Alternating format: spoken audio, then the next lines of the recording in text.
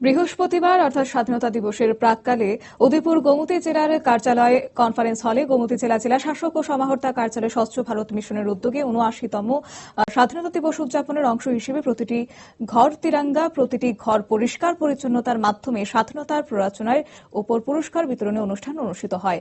উপস্থিত ছিলেন জেলা শাসক রিঙ্কু লাথার, অতিরিক্ত জেলা শাসক সুভাষ আচার্যী, অতিরিক্ত জেলা শাসক জয়ন্ত ভট্টাচার্য সহ অন্যান্য অতিরিক্ত জেলা শাসক ও গোমতী জেলার আরটি ব্লকের অফিসাররা। কি রয়েছে বক্তব্য শুনুন।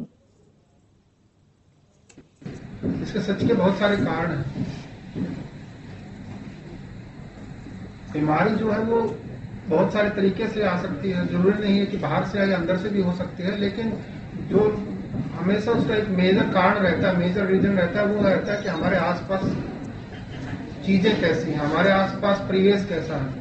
अगर वो क्लीन है तो मच्छर कम होगा, मच्छर कम है तो बहुत सारी बीमारियां जो मच्छर से होती हैं वो नहीं होंगी। आपके आसपास अगर हवा क्लीन है तो बहुत।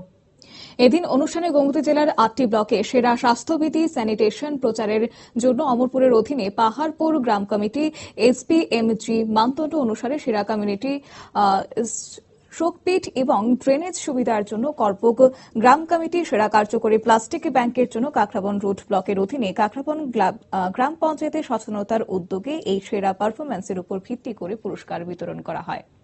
নিয়ে নিয়েছি ছোট্ট একটি বিজ্ঞাপন বিরতির সঙ্গে থাকুন।